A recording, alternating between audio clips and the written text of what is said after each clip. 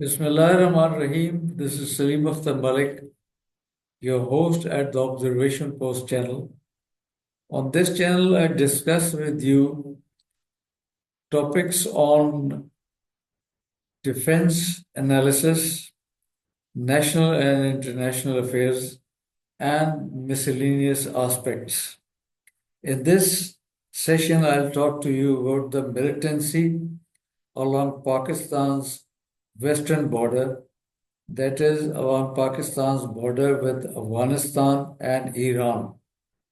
This area has remained in the grip of militancy since long, that is, even before the existence of Pakistan in 1947. The militants in this area operate in marauding bands, that is, as bands of marauders, and pose themselves as freedom fighters, religious reformers, and social activists. A significant proportion of these militants belong to the younger generation, which gravitate towards the militants due to the poverty and the backwardness of these areas. These areas have remained backward and in the grip of poverty since long, and even the British could not be able to develop these areas, whereas they had developed the rest of India,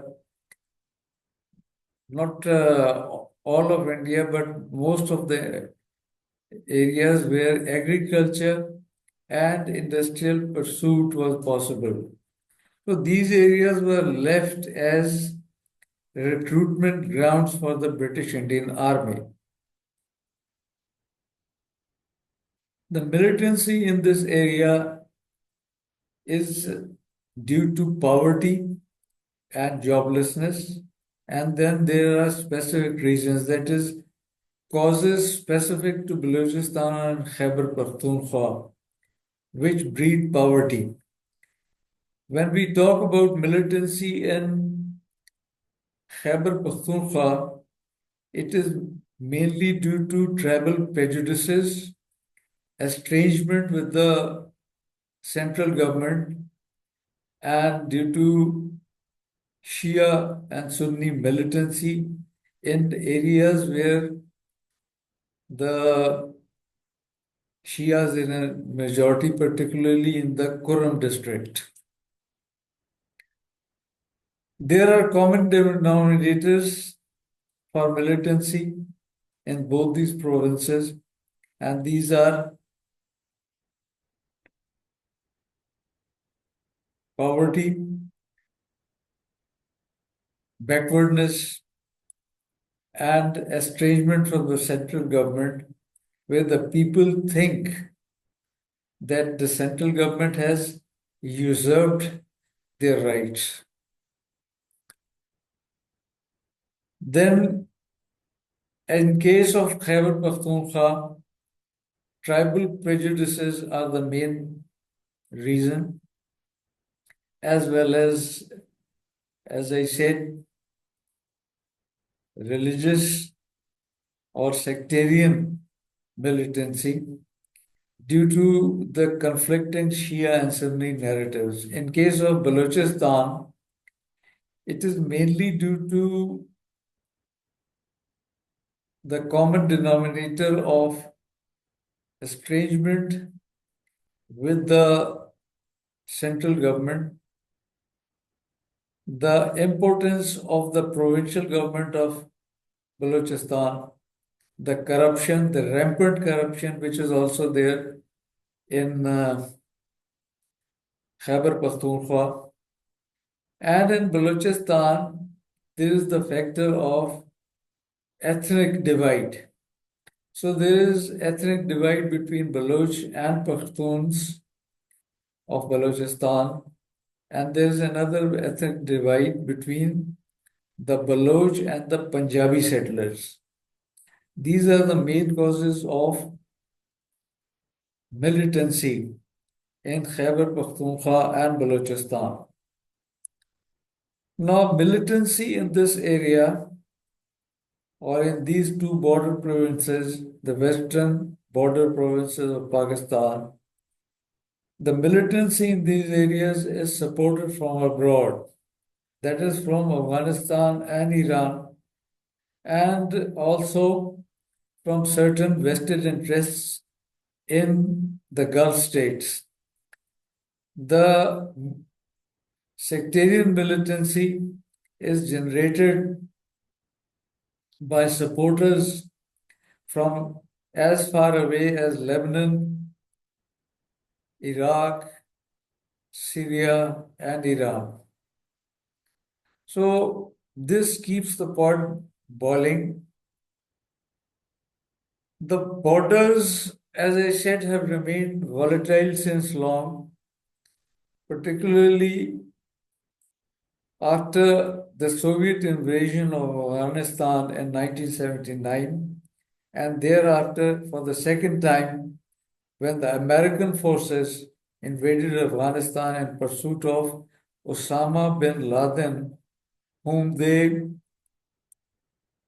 accused of hiding in the border areas of Afghanistan, and they said that he was being harbored by the then Taliban government. Taliban government was in power. Taliban were in power in Afghanistan even before. That is when the 9/11 incident occurred in Afghanistan, in New York, in the bombing of the New York's Twin Towers. The British, during their rule, could not develop these areas because of the harsh terrain, and they remain underdeveloped and mainly were relegated to being breeding grounds or recruitment areas for the British Indian Army. Now, what is the way forward? The way forward is that we should realize that army has not been able to root out militancy from this area in spite of being employed in this area for more than half a century. So it should do capacity building of the civil armed forces like frontier constabulary and also build the capacity of the local police to take on the militants, and thereafter army should be gradually withdrawn from this area to the periphery of the militancy hit areas from where it could provide support whenever required, because it is the strategy of India, Pakistan's arch enemy, that a Pakistan army should remain embroiled with the militants so as to erode its capability to fight a conventional war with India. Now, in this, we should learn a lesson from China, which is a border dispute with India. But instead of taking India head on, it has developed or reinforced Pakistan as a counter threat to India, particularly in the northern areas, that is Gilgit-Baltistan areas. And by doing thus, China has posed or confronted India with a two-front threat.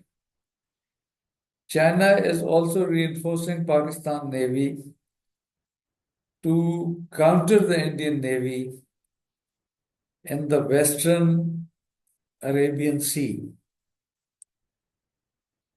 Then this militancy that is going on in Balochistan and Khyber Pakhtunkhwa is mainly due to economic reasons, due to poverty and joblessness, and a concerted effort is required to develop these areas through exploitation, through proper and concerted exploitation of their mineral resources and other natural resources, and create jobs for the people so that the locals, particularly the younger generation, do not gravitate towards the militants. This is all I wanted to say in this session. See you in the next video with a new topic. Till then, bye bye.